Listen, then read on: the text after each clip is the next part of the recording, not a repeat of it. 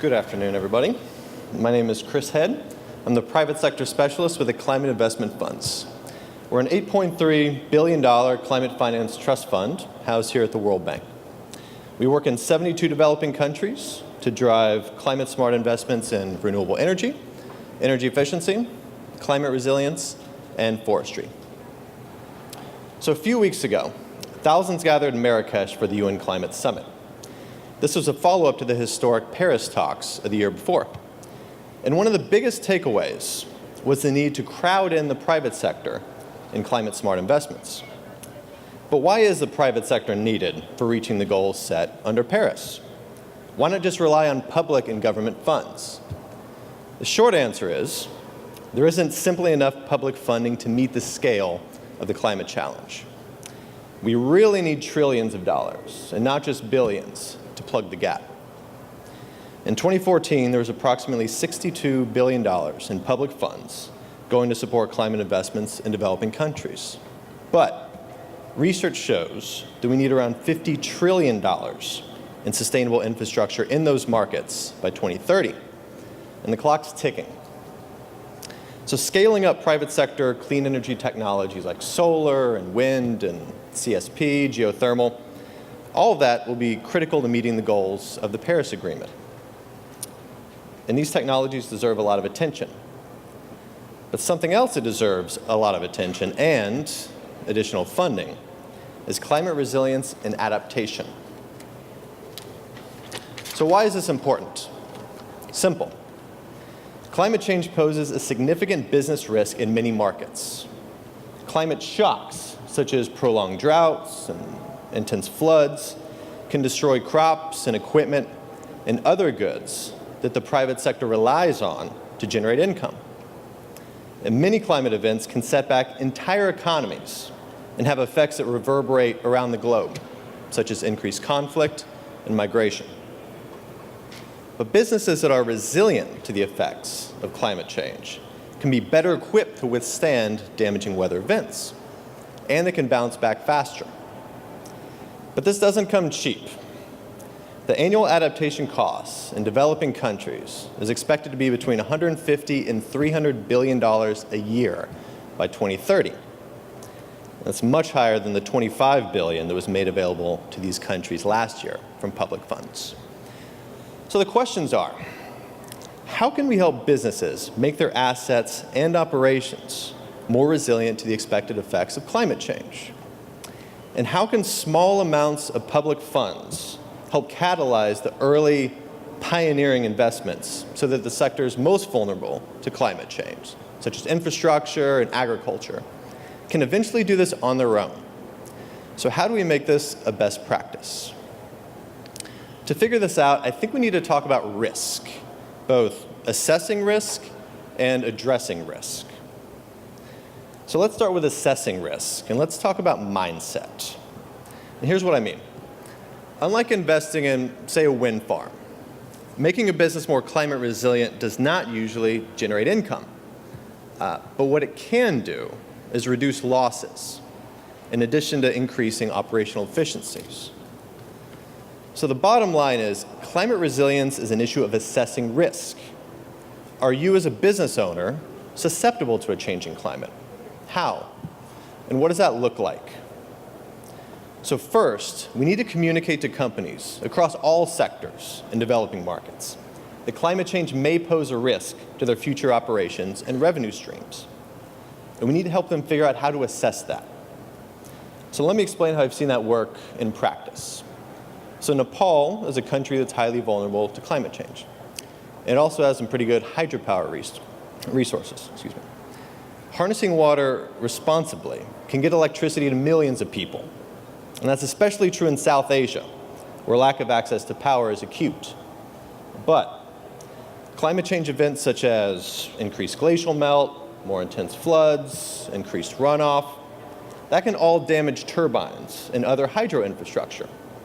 And these events can make a hydropower plant repeatedly go down for maintenance, reducing revenues for the company and increasing their costs down the line. And it can reduce the amount of clean power available in a country that very much needs it. So the climate investment funds, alongside IFC, are working with hydropower developers to do climate risk assessments. These look at how climate change is expected to affect a specific hydropower plant in a specific location.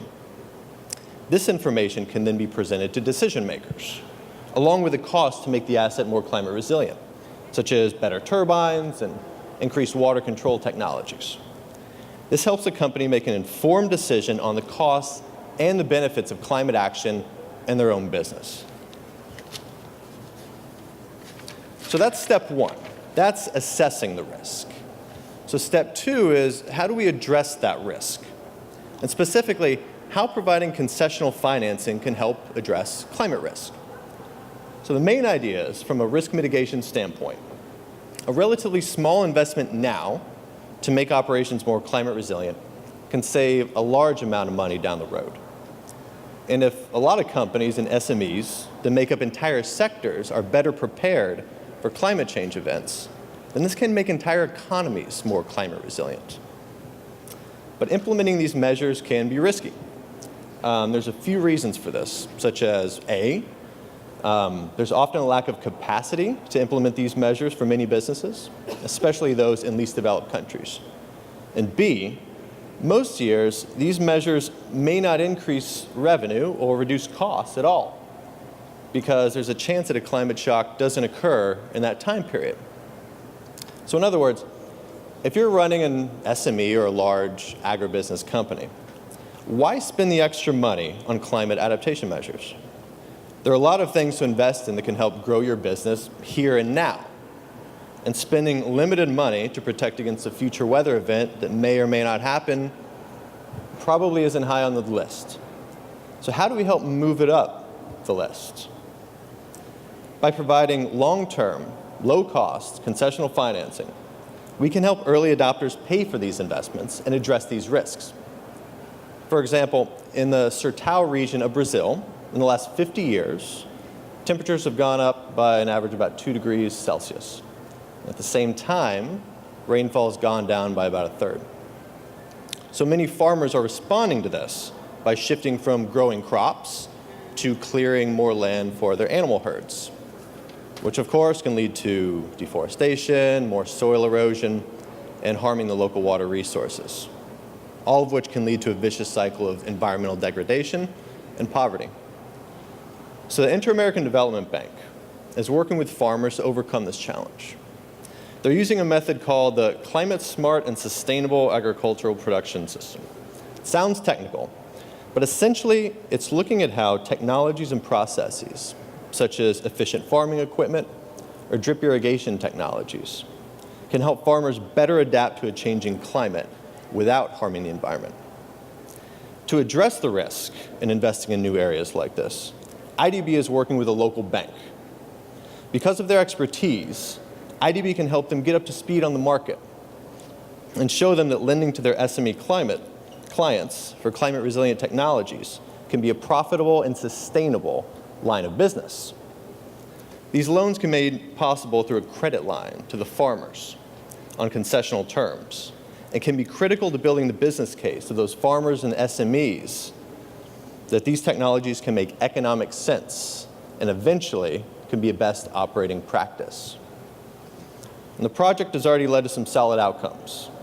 About 30% of the vegetable farmers in the program have seen net income gains of about 30%, with about the same numbers showing very substantial improvements in quality of life. So overall, climate resilience investments are not the world's sexiest topic. They're not the best dinner party conversation. It lacks a little bit of the excitement of renewable energy projects. But it matters, because making the business case for companies to take a closer look at their exposure to climate risk will help us all in the long term. And addressing risk through providing concessional financing will help sectors throughout developing economies in the short to midterm. So in conclusion, as they say across the pond, an ounce of prevention is better than a pound of cure. By assessing and addressing climate risk, businesses can deliver a triple win of being good for their company, good for citizens, and good for the planet. Thank you.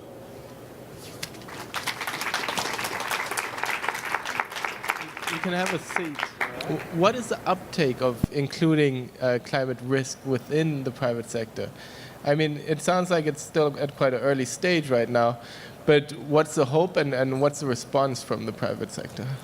Yeah, I think we've seen different things in different markets. I think in more developed economies, you're seeing a little bit more kind of recognition of the threat, a little bit better risk assessments, looking in the long term. I think one of the main challenges is these least developed economies that we work in. And there's a lot of other things to consider when you have a farm, you're an SME, you're running a business. And so thinking about this risk kind of in the mid to long term can be tough. And I think that first is kind of wrapping your head around it, and second is kind of, what are we going to do about it? So I think we're seeing limited uptake right now, but I think that a lot of MDBs are putting more focus on this, and I think that that's going to really start affecting some of the projects pretty soon. Yeah, because we've heard a lot that if you put $1 investment into building resilience, you often get a return of about $4. Exactly. Which would have been the cost that you'd have to pay because of the impacts of a climate stress or shock. Yeah. So I'd like to open it up for questions. We've got some mics here at the front. We should probably take them out. Do we have any questions from the audience?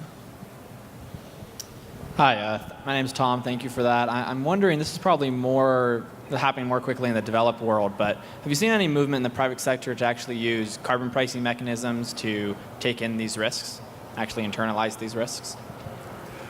It's a good question. We haven't seen that as much at this point in the developing countries that we're looking at. I think it's a possibility, but I think right now it's really kind of more of a next step. But in the governments that you're working with, it's quite well accepted that one has to internalize climate risks, or what's the perception at the moment? It really depends government by government, but I think that it's still a pretty new thing, right? And I think that when you look across these sectors, whether it's public or private sector that's doing this, there's been a certain way to do projects, like build a hydropower dam for decades. And so, and risk has been assessed in a certain way, like when you do those projects. And I think that now with this new risk that's coming up, I think that it's only recently, probably last few years, when some governments have even started hearing about this. And I think that there's still a lot of uptake left to be done. No. And you think that's also aligned with the increased realization that their climate impacts are costing the countries? I think over the last 10 years, we've seen more frequent climate stresses and impacts that are costing economies billions. So there might be a correlation there. Definitely. And I think that it's just going to be an issue that is looked at more and more moving forward. And I think finding out how to assess this, how to finance this, what mechanisms you use is going to need some more attention moving forward. Absolutely. Do we have another question in the audience? We've got one at the very back. There's a mic coming to you in a second. Hello. What then is the place of the insurance companies in transferring some of those risks? Because we cannot avoid, we might have to transfer some of the risks. So what is the place of the insurance companies in those kinds of projects? Projects which might have to talk in or factor in climate as a risk. What is the place of insurance companies in assessing those risks? Yeah. I think climate insurance is going to also have a pretty big kind of movement moving forward. I think insurance is kind of, once the event happens and you can do payouts to those that are subscribed. This is kind of the flip side of the coin, which is trying to prevent the negative effects to happen in a business, in an asset. But I think climate risk insurance is definitely a different side of the equation, to where what do we do beforehand, and then once an event happens, then all right, how do we pay out? How do we make this right?